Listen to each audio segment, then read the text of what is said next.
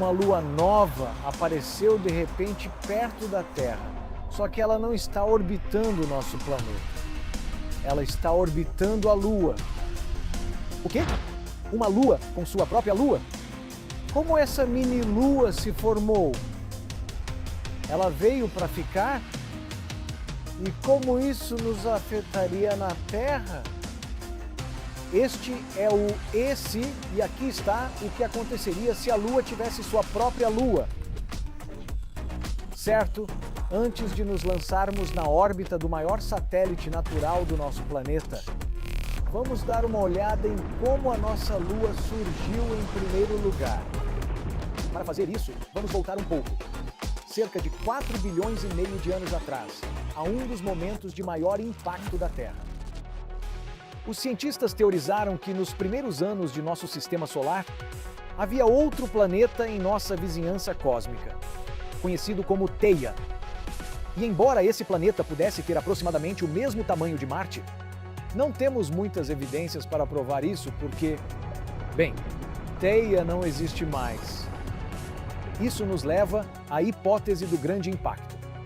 De acordo com essa teoria, Theia e a Terra estavam em órbitas que as condenaram a uma colisão frontal. E quando esses corpos celestes maciços se chocaram um contra o outro em alta velocidade, o impacto foi, bem, como o nome sugere, muito grande. Enormes quantidades de material foram ejetadas de ambos os planetas, mas todos esses detritos não foram simplesmente lançados no espaço sideral. Em vez disso, formaram um anel denso de rocha derretida, poeira e gás ao redor da Terra.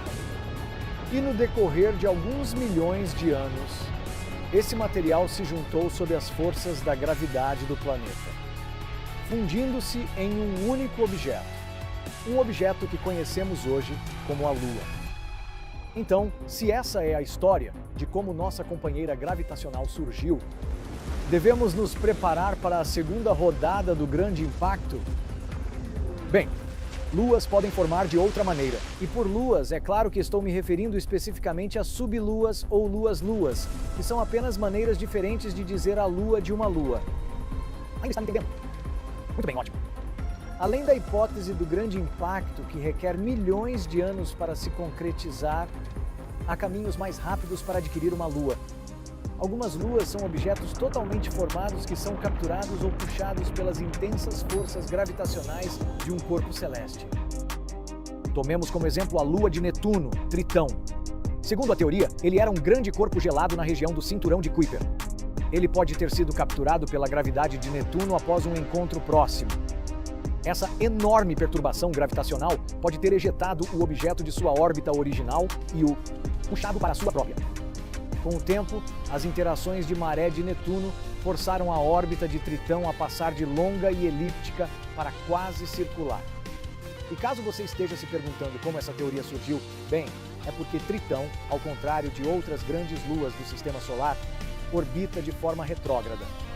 E não, isso não significa que suas vibrações estejam desligadas como quando Mercúrio está retrógrado. Significa apenas que ele orbita na direção oposta à da rotação do planeta.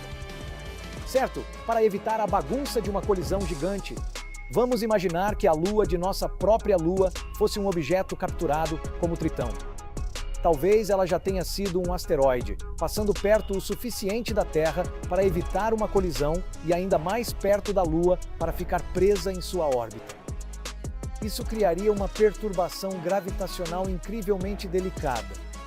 Grande o suficiente para ficar preso na gravidade da Lua e pequeno o suficiente para não perturbar a órbita da Lua ao redor da Terra. O objeto precisaria ser do tipo cachinhos dourados.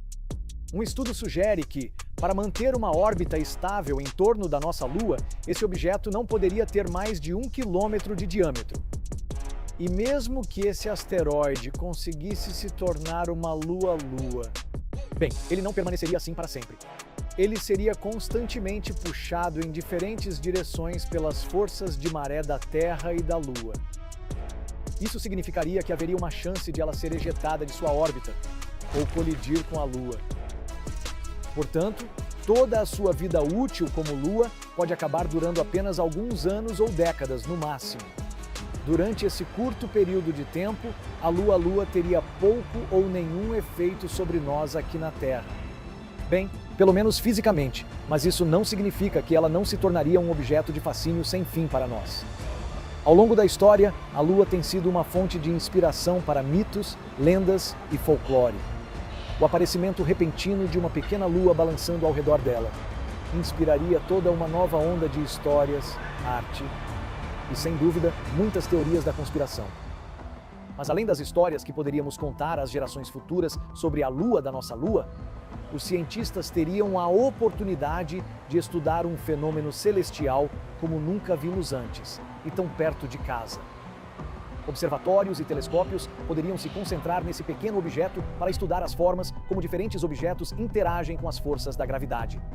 Isso nos ajudaria a coletar dados e prever eventos semelhantes que ocorrem em partes de longo alcance do nosso cosmos. Mas principalmente, daria a você algo novo e empolgante para olhar sem parar no céu noturno, até o dia em que ele parecerá se afastar de volta para as profundezas do espaço ou cair em um impacto rochoso. E se você não estivesse sempre de olho nela, bem, é melhor esperar que alguém estivesse.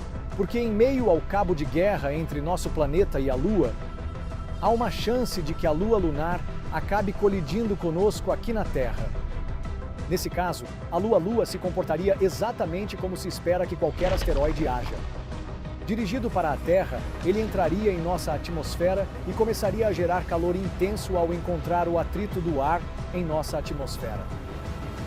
Considerando seu pequeno tamanho, há uma boa chance de que ele provavelmente se despedaçaria antes do impacto. Mas se ele permanecer intacto, bem, isso nos traria problemas. Viajando a uma velocidade média de 72 mil quilômetros por hora, esse asteroide poderia cair bem em cima de sua cidade. A quantidade de energia liberada por um impacto como esse seria igual a milhares de megatons de TNT. Fico imaginando o que aconteceria se um objeto muito maior se chocasse contra a Terra. Quão pior as coisas poderiam ficar?